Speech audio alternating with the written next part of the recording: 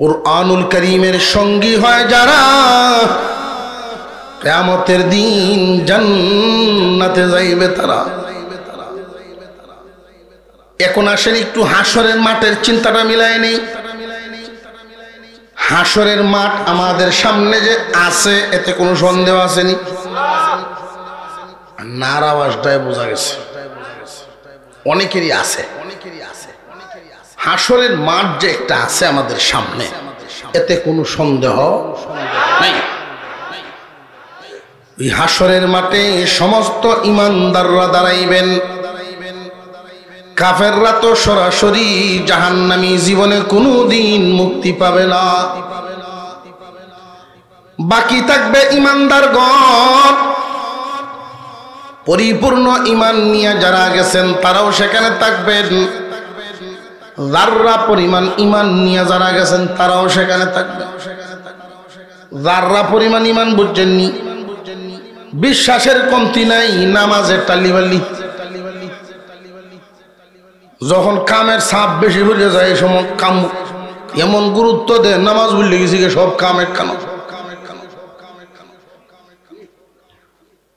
যাররা পরিমাণ ঈমান নিয়েও যারা হাসরের মাঠে যাবেন, সব ঈমানদাররা একসাথে দাঁড়াইবেন। আল্লাহ ঘোষণা দিবেন জান্নাতের টিকেট দাও, অর্থাৎ ডান হাতে আমলনামা দাও। ডান হাতে আমলনামা নিয়ে সব দাঁড়াইবে। আল্লাহ পাক রব্বুল আলামিন বলবেন, এবার দ্বিতীয়বার আমলের হিসাব শুরু হয়ে যাবে। হাসরের ঈমানদারগণ হাসরের মাঠে তিন দলে বিভক্ত হবে। একটা দলকে তো আল্লাহ বিনা হিসাবে জান্নাত দিয়ে দিবেন। বিনা হিসাবে আল্লাহ জান্নাত দিবেন। জান্নাত ব্রাউনবাড়ির কোনো বাসা না, জান্নাত। জান্নাত একটা ইট স্বর্ণের, আরেকটা ইট রূপা। ওই জান্নাতের ভিতরে ঢুকার আগে একটা ঝর্ণার পানি দিয়ে গোসল দেওয়া। সেই ঝর্ণার পানি দিয়ে গোসল দেওয়ার সাথে সাথে প্রত্যেকটা মানুষ আদম আলাইহিস সালামের বডি হইল। আরো জোরে কোন সুবহান। 120 হাত লম্বা, 14 হাত প্রশস্ত। আল্লাহর রাসূল বলতেন, আমার উম্মতেরা যখন জান্নাতের ভিতরে যে বড়ইটি খাইব, দুনিয়ার পাল্লা দিয়ে মাহলে 12 মণ ওজন হইব। আবু জেহেল বলেছে মুহাম্মাদের উম্মত যেগুলো আল্লাহ 12 মণ ওজনের বড়ই কয়, যদি খালি করট দিয়া গোট দিয়ে বড়ির তলে ভরে, এটা হলো হের বিদলামি। এই গাধায় তো জানে না যে বড়ই যেমন 12 মণ ওজনের হবে, উম্মতে মুহাম্মাদের বডিও 120 হাত লম্বা হবে। 120 হাত লম্বা মানুষটার কাছে, 14 হাত প্রশস্ত মানুষটার কাছে এই 12 মণ ওজনের বড়ইটা আপেলের মতো না, কামড় দিলে করঘর করঘর করতে থাকবো সে। আর জোরে কোন সুবহান। আম্মা বা'দু ফাআউযু বিল্লাহি মিনাশ শাইতানির রাজীম।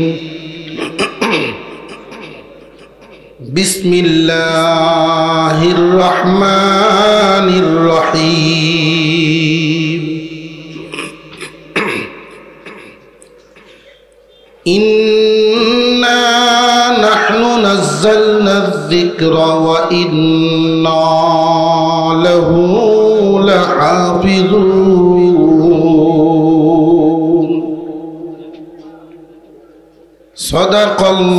সাদাকাল্লাহুল আযীম। وقال رسول الله صلى الله عليه وسلم خيركم من تعلم القرآن وعلمه وصدق رسوله النبي الكريم ونحن على ذلك من الشاهدين والشاكرين والحمد لله رب العالمين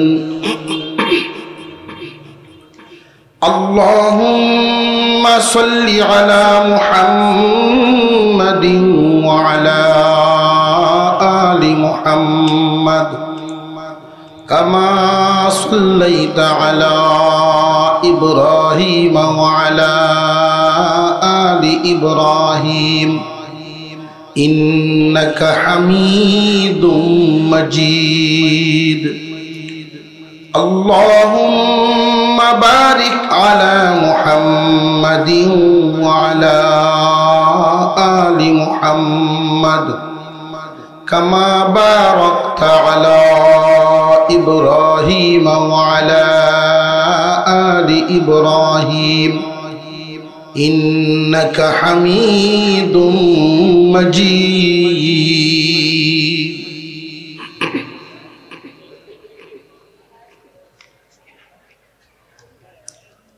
ফখরে বাঙ্গাল আল্লামা তাজুল ইসলাম রহমতুল্লাহ আলাইহি স্মৃতি বিজড়িত ঐতিহ্যবাহী দ্বীনি শিক্ষা প্রতিষ্ঠান ভুবন ইসলামিয়া হুসাইনিয়া আনোয়ারুল উলুম মাদ্রাসার ৯৮তম ইসলামী মহাসম্মেলনের শ্রদ্ধাভাজন সভাপতি সাহেব, উপস্থিত হযরত উলামায়ে কেরাম,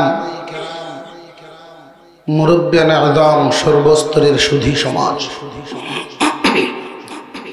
আল্লাহ পাক রব্বুল আলামিনের দরবারে শুকর আদায় করি যিনি একান্ত দয়া করে মেহেরবানি করে আমাদেরকে মানুষ। তিনি যদি চাইতেন একটা গাছ বানায় দাঁড় করায় রাখতেন, তিনি যদি চাইতেন কোথাও একটা পাহাড় বানায় বসায় রাখতে পারেন। মহান আল্লাহ পাক আমাদেরকে বানাইছেন সৃষ্টির সেরা আশরাফুল মাখলুকাত, মানব জাতি মানুষের কুলে বানাইছেন। পৃথিবীর অন্য কোনো মাখলুক না হয়ে মানুষ হয়ে কি পেলাম? মানুষ হয়ে পাইছি পৃথিবীর সবকিছু আল্লাহ হুকুমের মাধ্যমে বানাইছেন। মানুষকে আল্লাহ কুদরতি হাত লাগায় বানাইছে। আর একটু জোরে কোন সুবহানাল্লাহ। এই পৃথিবীর জমিনে আমরা সমস্ত মাখলুকগুলো যা দেখি, মাত্র ৬ দিনে সব সাজায় ফেলছে।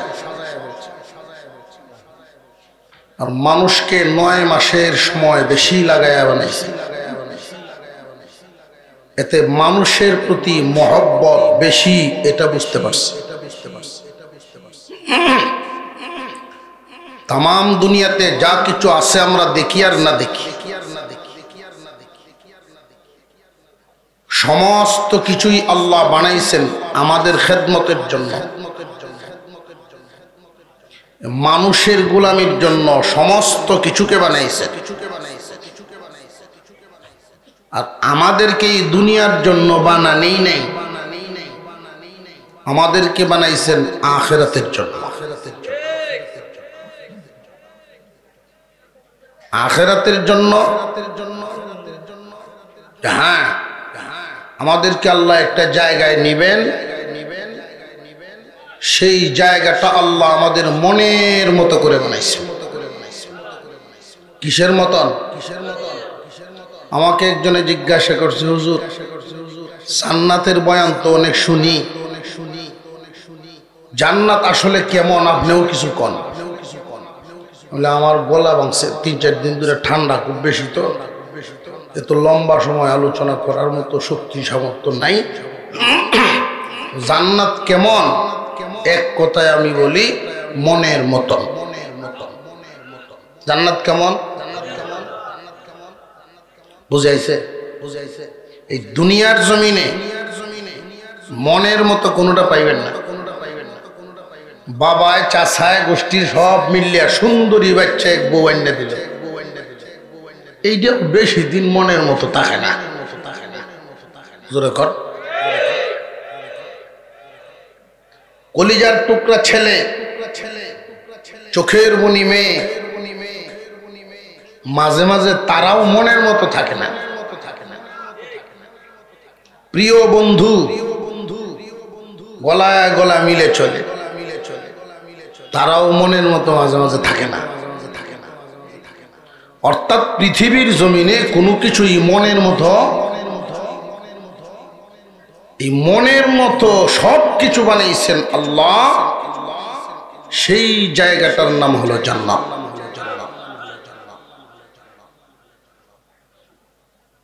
আমাদের শেষ ঠিকানা হোক জান্নাত, বলেন আমিন। প্রত্যেকের নামে আল্লাহ একটা করে জান্নাত বানাইছেন। যাবেন তো ইনশাআল্লাহ? যাওয়ার ইচ্ছা আছে? যার যেমন আসে এমন জোর স্পিড দিয়া হাতটা একটু উপরে তুলে দেখি তো যে কে খে যাইতে রাজি ইনশাআল্লাহ। নারে তাকবীর। এই জায়গাটা এমন একটা জায়গা, আপনারা যেখানে বসেছেন আজকের এই যে আয়োজন হলো, এটা এমনই একটা জায়গা, আল্লাহর অলিগণের পদধূলি, আল্লাহ ওয়ালাদের স্মৃতি বিজড়িত জায়গা।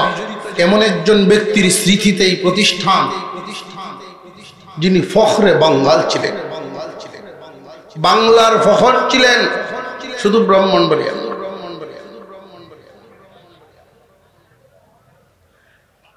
একখানা আয়াতে কারিমা তিলাওয়াত করছি। এই আয়াতকে সামনে রেখেই কয়েকটা কথা আপনাদের সামনে পেশ করা। উনি বাংলার ফখর কেমনে হইলেন?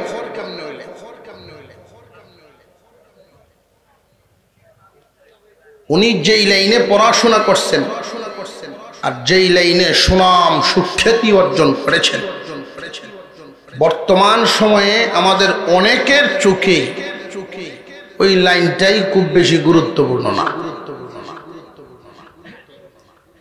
যে আয়াতখানা তিলাওয়াত করেছি আপনাদের সামনে, আবারও পড়ি। ইন্না নাহনু নাযালনা যিকরা ওয়া ইন্না লাহু লাহাফিজুন।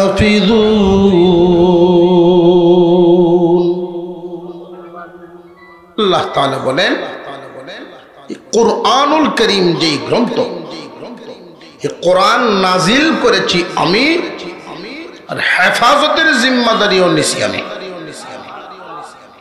কোরআন নাজিল করছেন কে? মুখের জামডিটা সুরাইয়া, ঠুট একখানো না লাগে, জামডিটা সুরাই একটু আওয়াজ দেন। কে নাজিল করছেন? তাওরাত নাজিল করছেন আল্লাহ, ইনজিলও নাজিল করছেন আল্লাহ, আসমানি আরো কিতাবাদি আল্লাহ নাজিল করছেন। কিন্তু ওইগুলো গন্ডগোল লেগে গেছে দেশে, কোনটাই ঠিক নাই, সব উদল বদল। কুরআনুল কারীমের ক্ষেত্রে এই উদল বদলের তো হয়েই নাই, সম্ভাবনাও নাই, দুনিয়াতে কারোর পক্ষে এটা করা সম্ভব হবেও না। ওইগুলো আসমানি কিতাব, কোরআনও আসমানি কিতাব। তাওরাত পরিবর্তন হয়ে গেল, ইনজিল পরিবর্তন হয়ে গেল, জবুর নিশানাই নেই, মিছেই গেল। কুরআনুল কারীমের কোনো হরফও পরিবর্তন হয় না। তার কারণটা কি? ওই যে কথাটা বললাম, নাজিল করেছেন যিনি, হেফাজতের জিম্মাদারি তো নিছেন তিনি। তাওরাত নাজিল করেছেন আল্লাহ, কিন্তু হেফাজতের জিম্মাদারি নেন নাই। ইনজিল নাজিল করেছেন আল্লাহ, হেফাজতের জিম্মাদারি তিনি নেন নাই।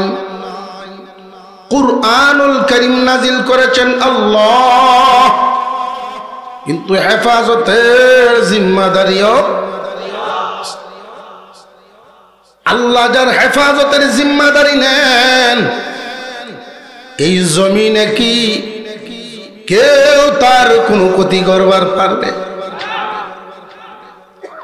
ইসলামের ইতিহাসে একজন বীর ছিলেন খালিদ বিন ওয়ালিদ রাদিয়াল্লাহু তাআলা আনহু।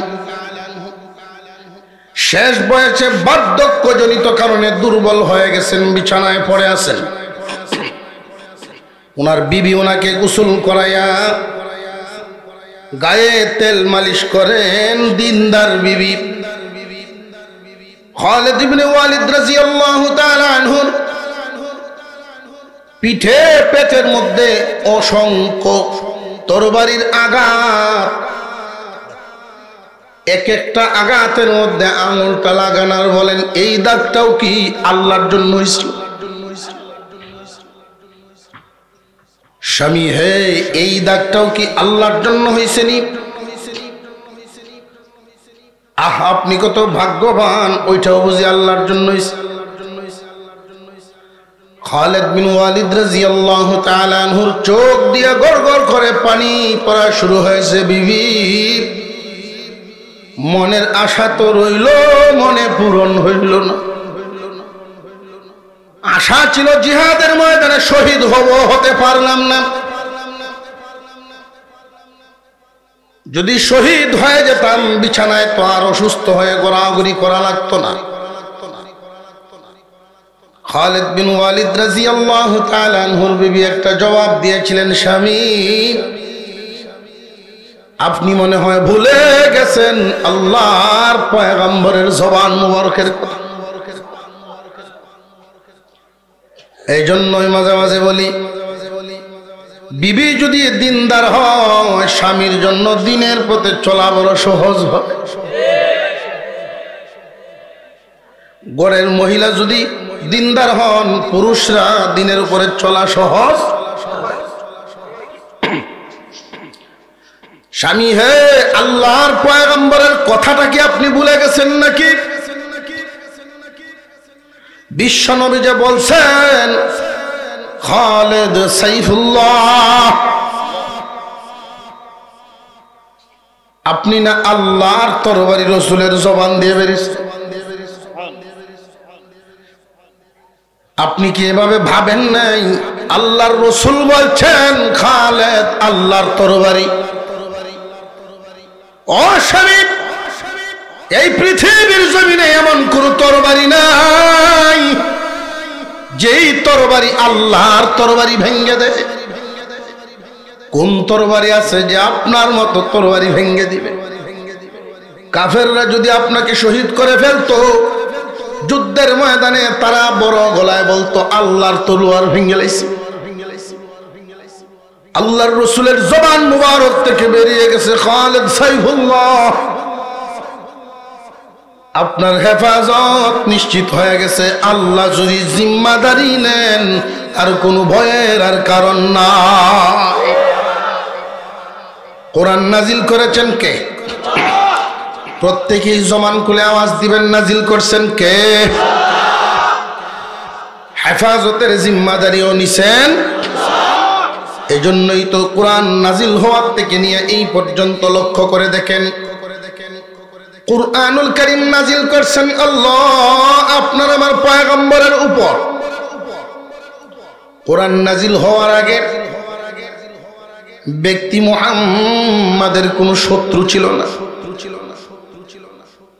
মক্কা নগরীর মানুষ আদর করে লকব দিল আল আমিন।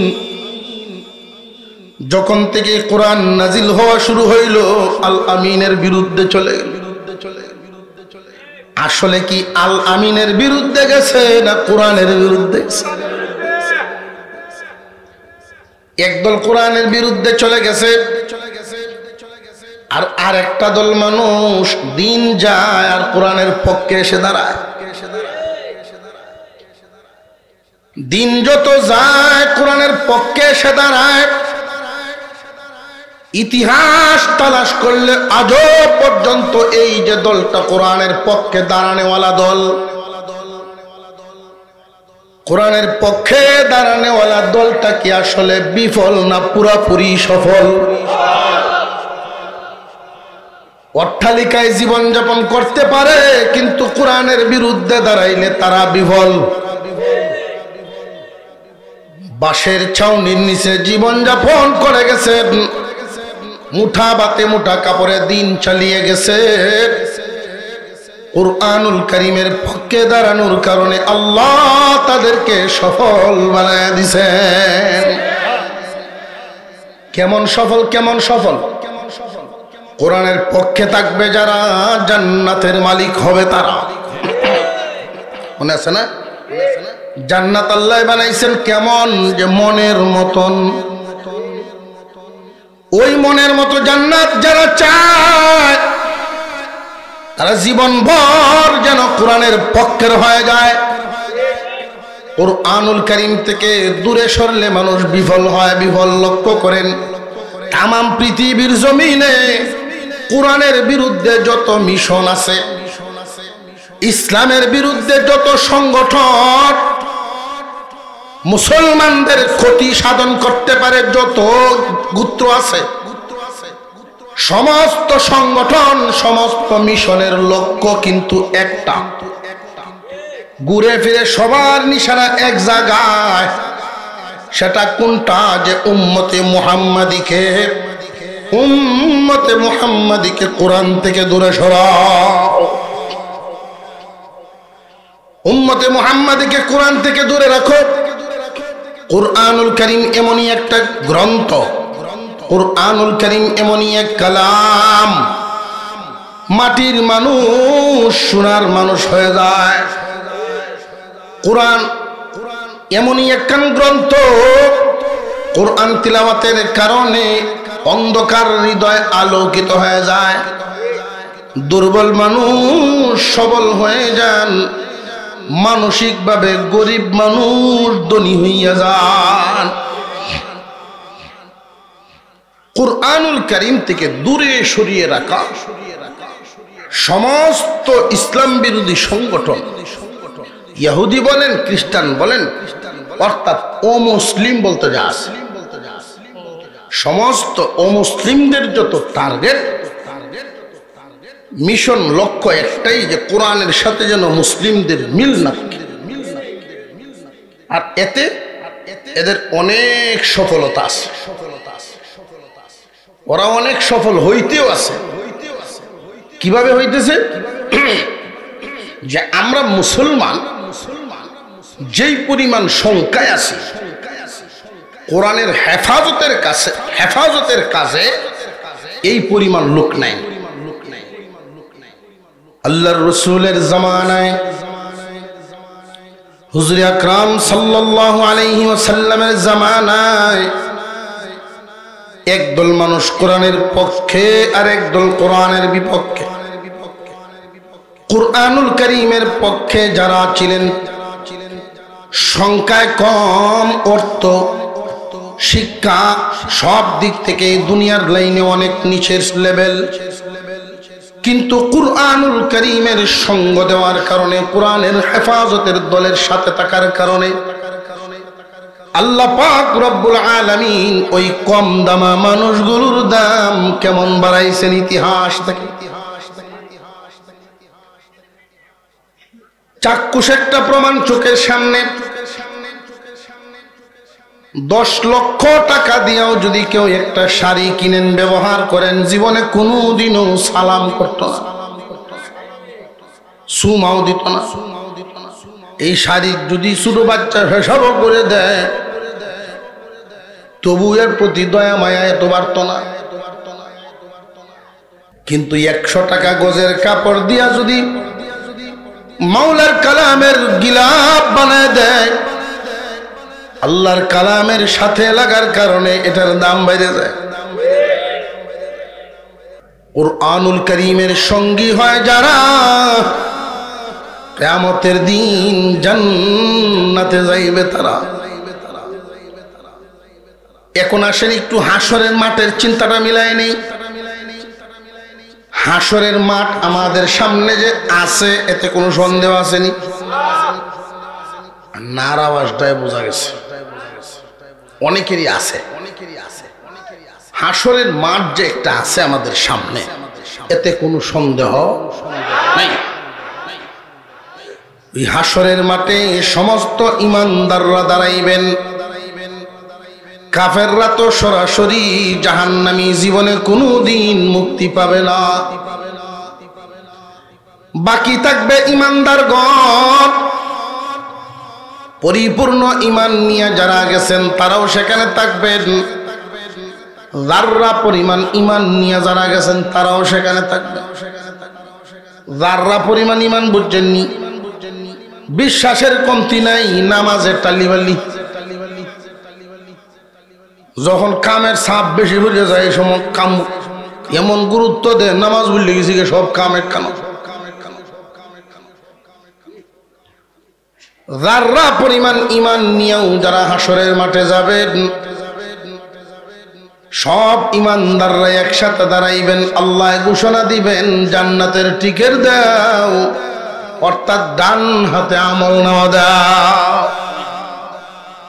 ডান হাতে আমলনামা নিয়ে সব দাঁড়াইবে। আল্লাহ পাক রব্বুল আলামিন বলবেন, এবার দ্বিতীয়বার আমলের হিসাব শুরু হয়ে যাবে। হাসরের ঈমানদারগণ হাসরের মাঠে তিন দলে বিভক্ত হবে। একটা দলকে তো আল্লাহ বিনা হিসাবে জান্নাত দিয়ে দিবেন। বিনা হিসাবে আল্লাহ জান্নাত দিবেন। জান্নাত ব্রাউনবাড়ির কোনো বাসা না, জান্নাত। জান্নাত একটা ইট স্বর্ণের, আরেকটা ইট রূপা। ওই জান্নাতের ভিতরে ঢুকার আগে একটা ঝর্ণার পানি দিয়ে গোসল দেওয়া। সেই ঝর্ণার পানি দিয়ে গোসল দেওয়ার সাথে সাথে প্রত্যেকটা মানুষ আদম আলাইহিস সালামের বডি হইব। আরো জোরে কোন সুবহান। 120 হাত লম্বা, 14 হাত প্রশস্ত। আল্লাহর রাসূল বলতেন, আমার উম্মতেরা যখন জান্নাতের ভিতরে যে বড় ইডি খাইব, দুনিয়ার পাল্লা দিয়ে মাহলে 12 মণ ওজন হইব। আবু জেহেল বলেছে মুহাম্মাদের উম্মত যেগুলো আল্লাহ 12 মণ ওজনের বড় কয়, যদি খালি করোট দিয়া গোট দিয়ে বড়ুর তলে হরে, এটা হলো হের বিদলামি। এই গাধায় তো জানে না যে বড়ই যেমন 12 মণ ওজনের হবে, উম্মতে মুহাম্মাদের বডিও 120 হাত লম্বা হবে। 120 হাত লম্বা মানুষটার কাছে, 14 হাত প্রশস্ত মানুষটার কাছে এই 12 মণ ওজনের বড়ইটা আপেলের মতো না, কামড় দিলে করহর করহর করতে থাকবো। সে জোরে কোন সুবহান। একদল চলে যাবেন সেখানে বিনা হিসাবে, বিনা হিসাবে। আল্লাহ এদের প্রতি এত খুশি, আল্লাহ তাদের প্রতি এত খুশি যে বিচার আচার শুরু করার আগেই এতক্ষণ আপনারা অপেক্ষা কেন করাইতাম, আপনারা চলে যান। রইল 2 দল। এর মধ্যে এক দলকে আল্লাহ হিসাব নিকাশটা বড় সহজ করে দিবেন, সহজ। আরেক দলের ক্ষেত্রে বড় কঠিন হবে। বিভিন্ন মেয়াদে সাজা হবে। এই সাজাপ্রাপ্ত আসামি যারা, অনেক মানুষ এদের পক্ষে সুপারিশ পাইবে। তারা হাদিসের মধ্যে বিভিন্ন জনের ব্যাপারে বিভিন্ন খাতে আল্লাহর রাসূল সুপারিশের সুসংবাদ দিয়েছেন।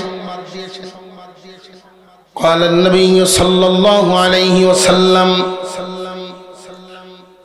من قرأ القرآن فاستظهره فأحل حلاله وحرم حرامه أدخله الله الجنة وشفعه في 10 من أهل بيته كلهم قد وجبت له النار। আল্লাহ রাসূল বলেন, কুরআনুল কারীমের হাফেজ, সংক্ষিপ্ত আকারে শর্টকাটে বলি, খুব ভালো করে বুঝবেন।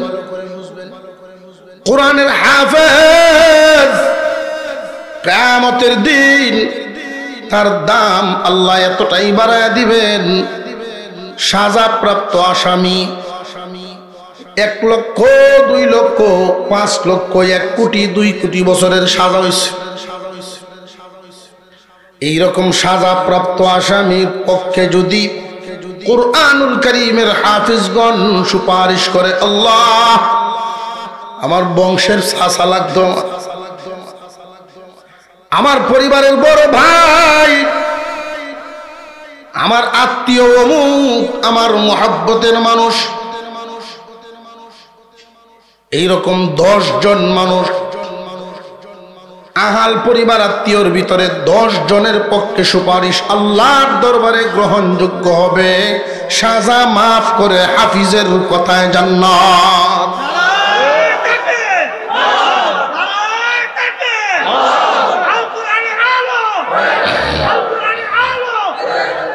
প্রিয় হাজিরিন, বর্তমান সময়ে কোরআনের পক্ষে যারা, কোরআন হেফাজতের সাথে যারা আছেন, কুরআনুল কারীমের হেফাজত করে নেওয়ালারা, একটা পদ্ধতি হলো সহি শুদ্ধভাবে কোরআন তিলাওয়াত দেখে দেখে করতে পারে, সারা বছর কোরআন শরীফ তিলাওয়াতের মাধ্যমে হেফাজত করে। আরেক দল মানুষ কুরআনুল কারীম পুরোটাই মুখস্থ করে সিনার ভিতরে হেফাজত করে। আরেক দল মানুষ কুরআনুল কারীমের অর্থ ব্যাখ্যা সহ মানুষকে বুঝায় বুঝায় হেফাজত করে। আরেক দল মানুষ চোখ আছে পড়তে পারে নাই। আল্লাহর রাসূল যে বলেছেন, খায়রুকুম মান তাআল্লামাল কুরআন ওয়া আল্লামা, যে কোরআন পড়ে এবং পড়ায়। তোমরা তো অনেকেই জরিপ করো জমিনের মধ্যে, চৌধুরী খান ভুইয়া পাঠান, এইভাবে কার চাইতে কোন বংশ উন্নত, কার চাইতে কে উত্তম। আল্লাহর হাবিব বিশ্ব নবী রাহমাতুল লিল আলামিন ঘোষণা করেছেন, খায়রুকুম, তোমাদের মধ্যে সর্বোত্তম উত্তম, মান তাআল্লামাল কুরআন ওয়া আল্লামা, যে কুরআন শিক্ষা গ্রহণ করে এবং যারা শিক্ষা দেয়। মুহাদ্দিসিনে কেরাম ব্যাখ্যা করেছেন আরেকটা দল আছে, মান তাআল্লামাল কুরআন ওয়া আল্লামা, কুরআন যারা শিক্ষা দেয় আর যারা শিক্ষা করে। এই যে ওয়া মিলায় দিছে, আরেকটা দল আছে কোরআন পড়ায় এবং পড়ানোর ব্যবস্থা করিয়া দেয় যারা। ফখরে বাঙ্গাল রহমতুল্লাহি আলাইহি এর স্মৃতি বিজড়িত প্রতিষ্ঠান। কোন একজন আলেম নিজের সম্পদ ব্যয় করে সমস্ত প্রতিষ্ঠান চালাতে পারে না। এলাকার মানুষের মোহাব্বত, এলাকার মানুষের হৃদয় নিংড়ানো চোখের পানি, এলাকার মানুষের অন্তরের ভালোবাসা, এলাকার মানুষের পরিশ্রমের ধন দৌলত জমা দেওয়া, সব মানুষের সকলের সমন্বয় প্রতিষ্ঠানগুলো চলে। 98তম মাহফিল, 98 বছরের মানুষই তো এখন কম। আমার আপনার মুরব্বীদের হাতে গড়া এই দ্বীনি বিদ্যাপীঠ, তাদের হৃদয়ের বড় চাওয়ার, হৃদয়ের বড় পাওয়ার, বড় স্বপ্নের এই বিদ্যাপীঠ। তাদের বড় স্বপ্ন ছিল আমরা থাকবো না, আমাদের বংশধররাই প্রতিষ্ঠান চালায় নিবে, আমরা থাকবো না, প্রতিষ্ঠান চলবে।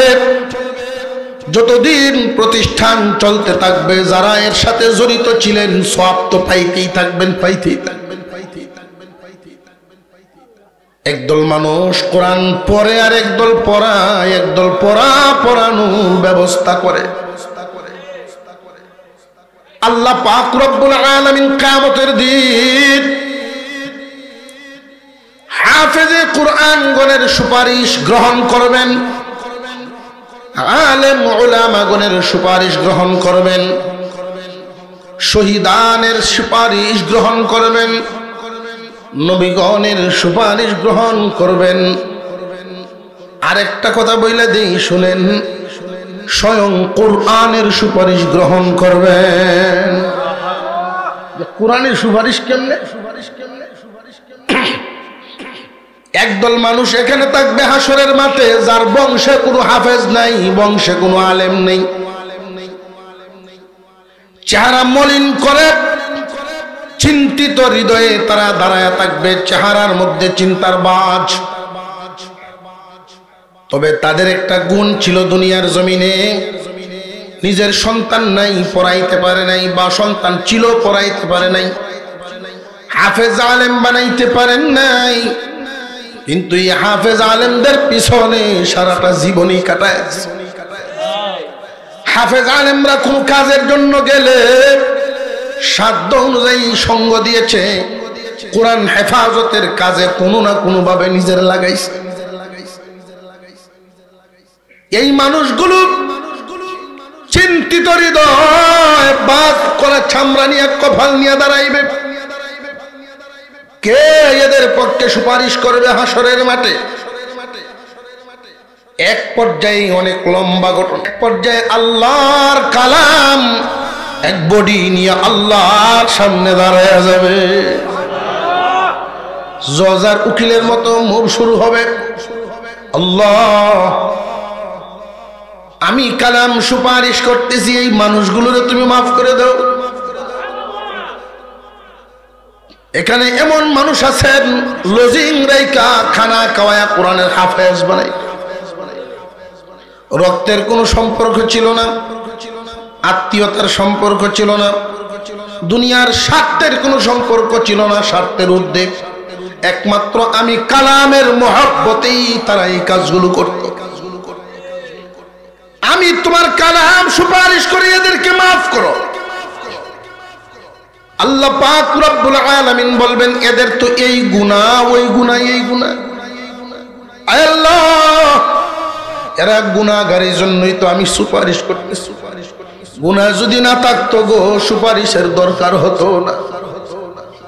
আল্লাহ তুমি মাফ করে দাও। কেমনে মাফ করি? এত বড় বড় গুনাহগার। আয় আল্লাহ, আমি তোমার কালাম তোমারে বলে তুমি মাফ করে দাও। যদি গো এদেরকে মাফ না করো, আমি যে তোমার কালাম এটা তুমি অস্বীকার করো, আমি যে তোমার কালাম এটা অস্বীকার করো, আল্লাহর কালাম তো আল্লাহ অস্বীকার করবেন।